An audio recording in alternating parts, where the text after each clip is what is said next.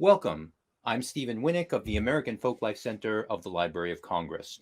For many years, we've presented the Homegrown Concert Series featuring the best in folk music and dance from around the world.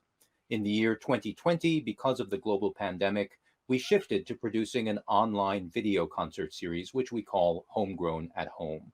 So in 2021, we had our second year of Homegrown at Home concerts. It's now early 2022, and we're recording interviews with the artists who are in that series.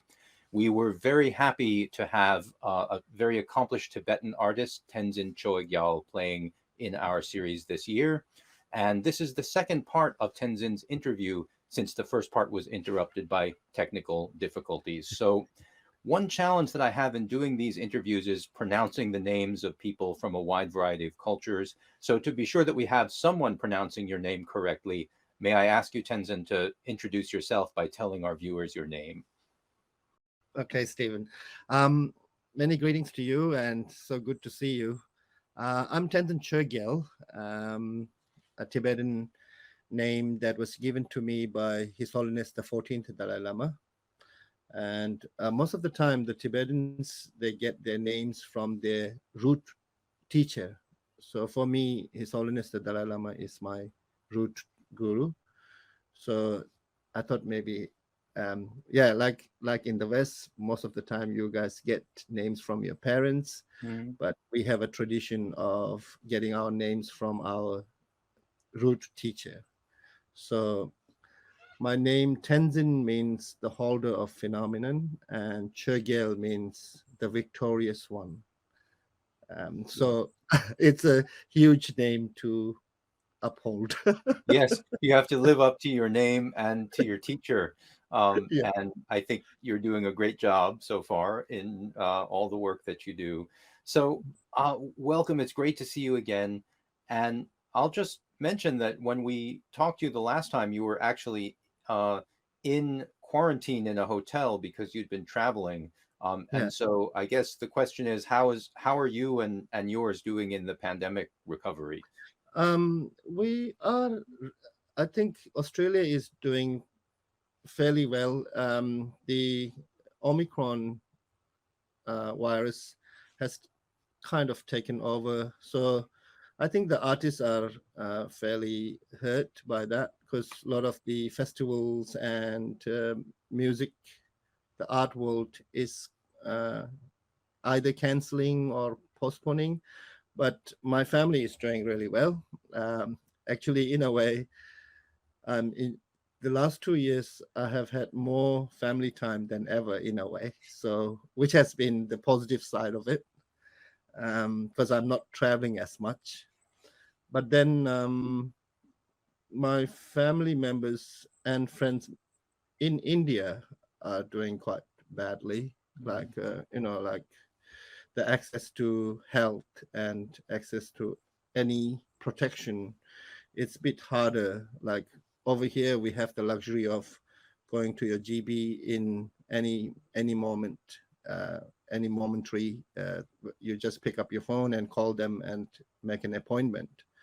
But over in India and Nepal and also in Tibet, probably like it's not as easy as that. So um, I'm actually feeling like living in Australia in the West. Um, I see that luxury of having healthcare, and yeah, and Yeah, it's very different for people in different parts of the world for sure. And just to fill in for the audience, of course, many Tibetan people are living outside of Tibet, and many of them are in India. It's one of the population centers for Tibetans. So sorry to hear that they're not doing as well in India as you are in Australia. So when we were talking last time, the question where we were interrupted, you were telling me the relationship between traditional Tibetan songs and the music you compose. Um, how do you apply what you know from Tibetan music in your own songwriting? for me, the essence of my songs and my music writing is in the lineage of my Tibetan uh, nomadic lineage, which is from my mom and dad.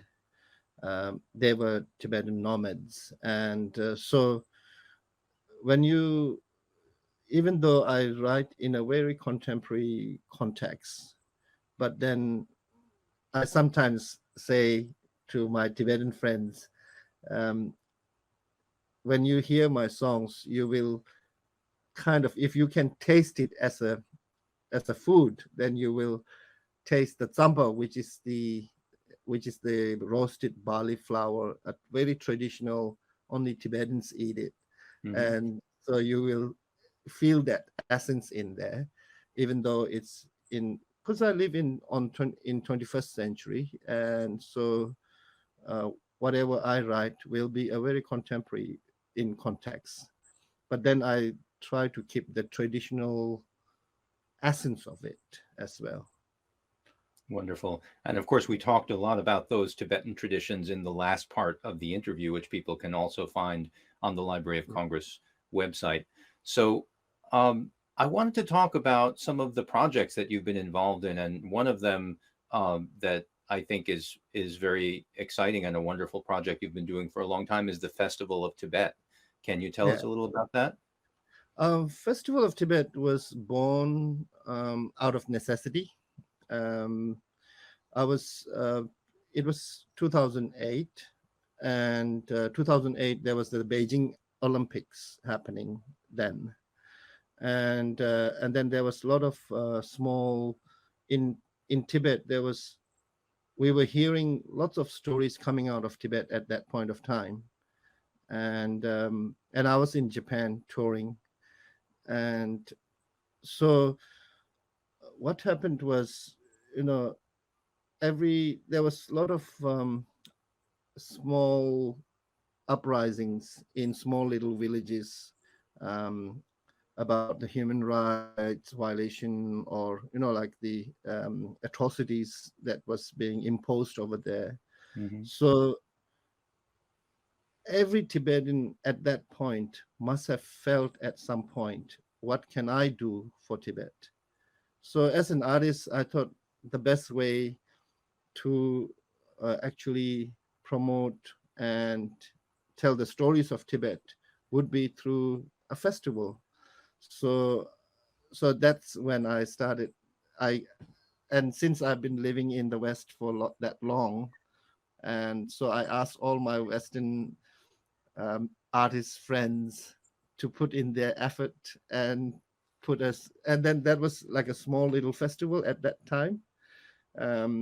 We organized, and now this year will be the 13th one, but Hmm.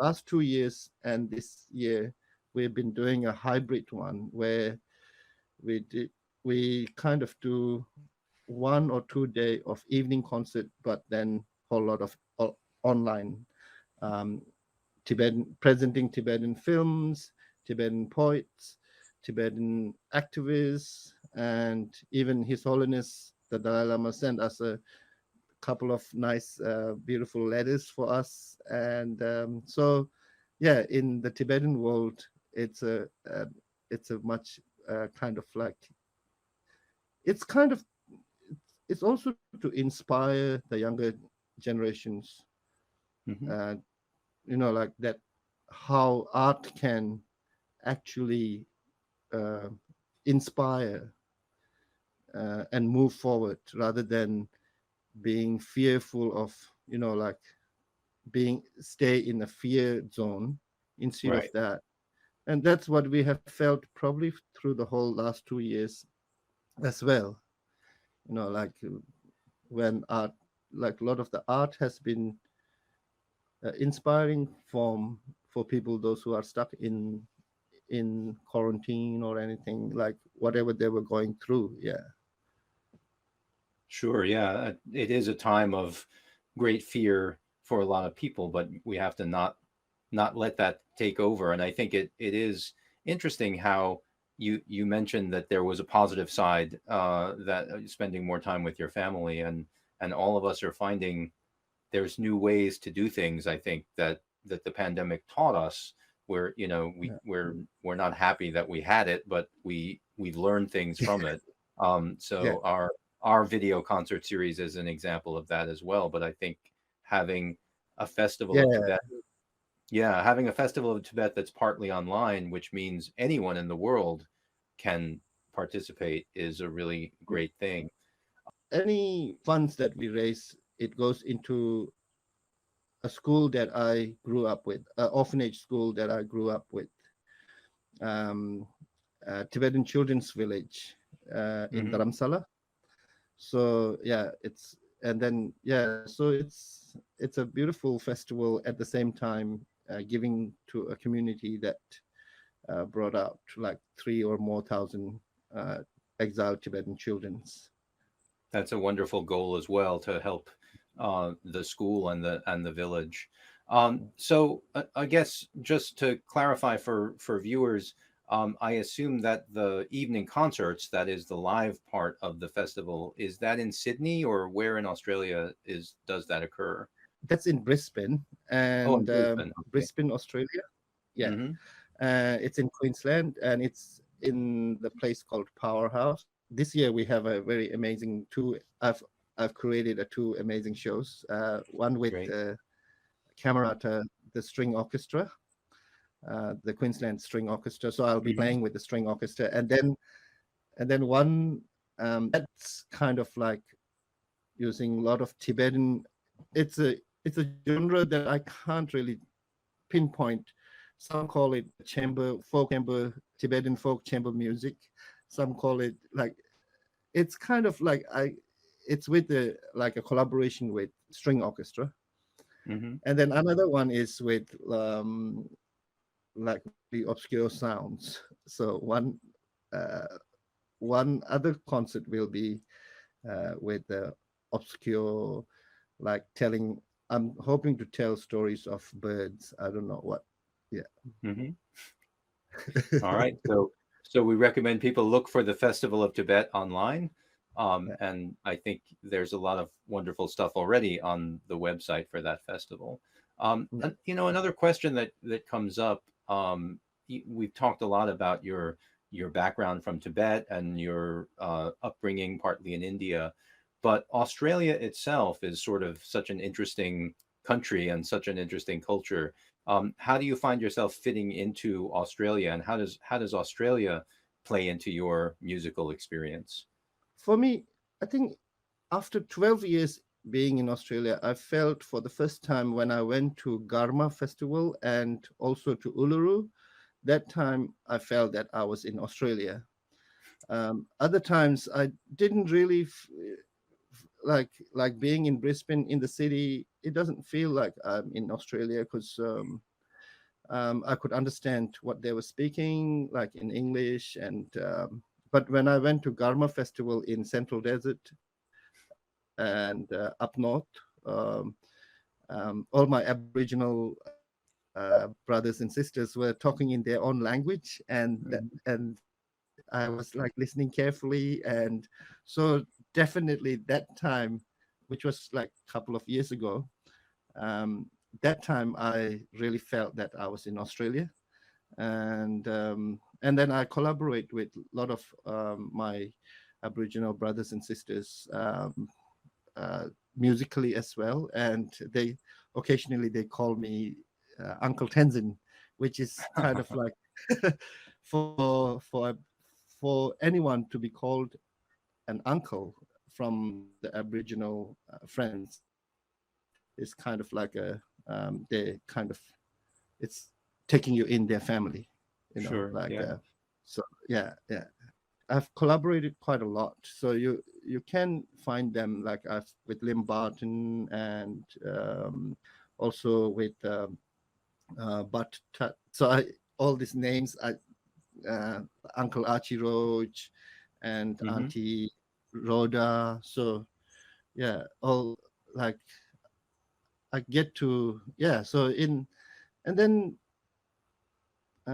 in a way, sometimes I feel that they're living in their own. They're they're living in exile in their own home. Sometimes Yes. I feel that. Yeah. Yes, I know what you mean. Um, and some of those are great artists. I've followed for years Archie Roach, for example. So it's great to hear that you are working with them. That's wonderful too.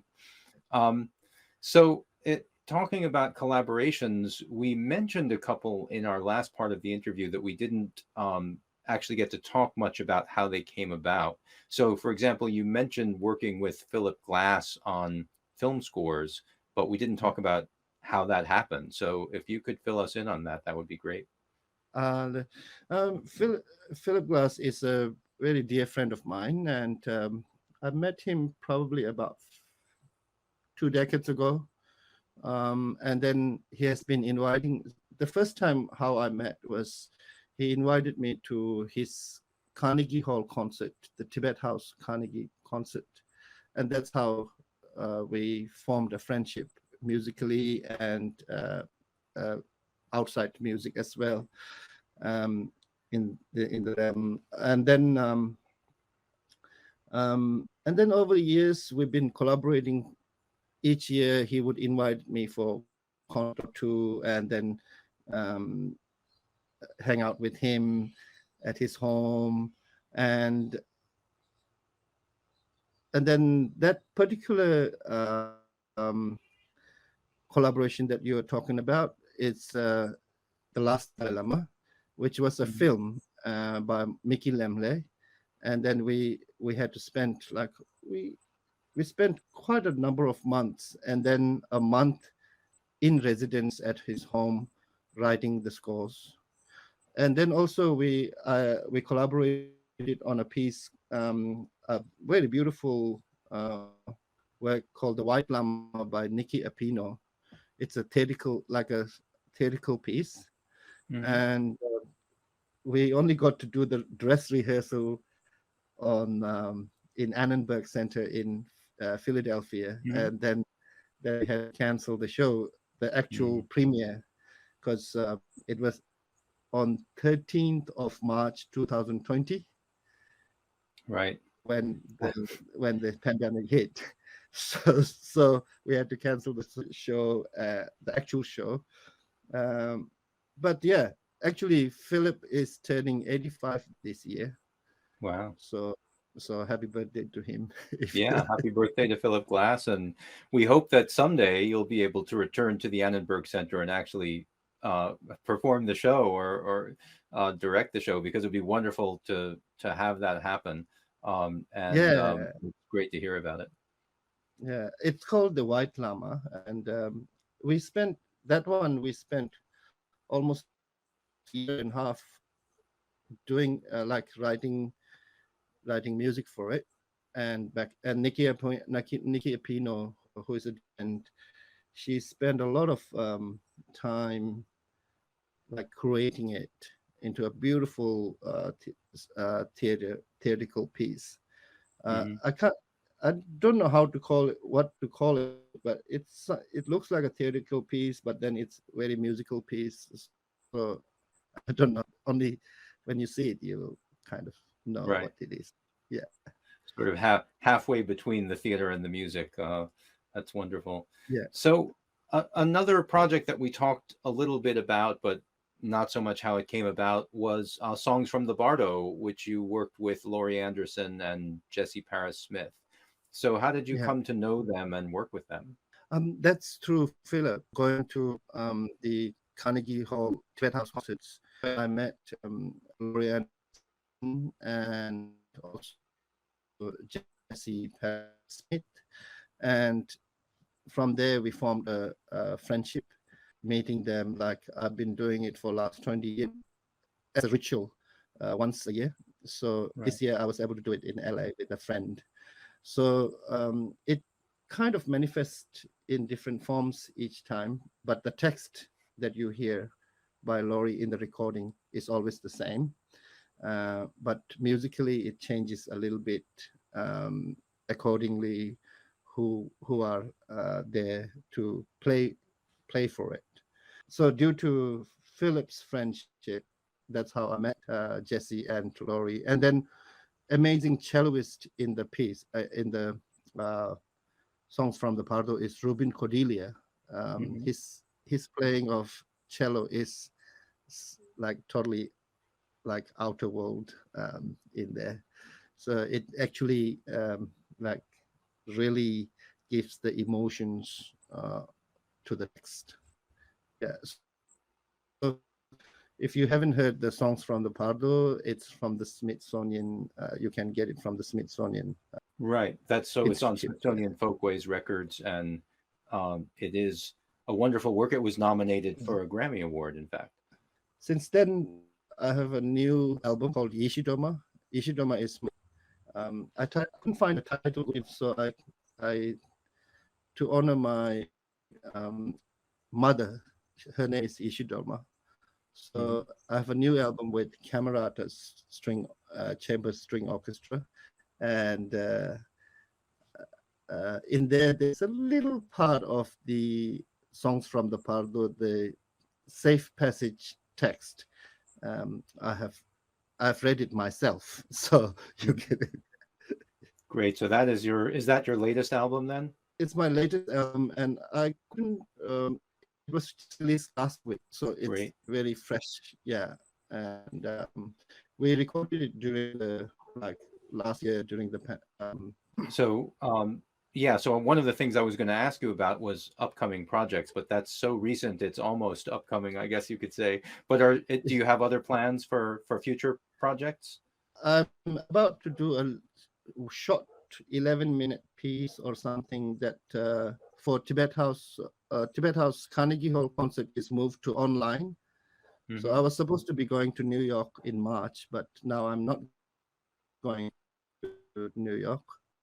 But I'm collaborating with Laurie Anderson and Rune Cordelia, and we are still looking at what that 11 minutes will be.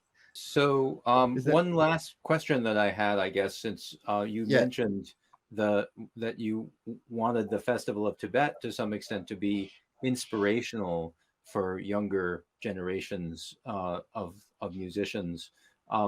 What just a sort of general question of what your advice is to the next generation of Tibetan musicians or musicians from other traditions?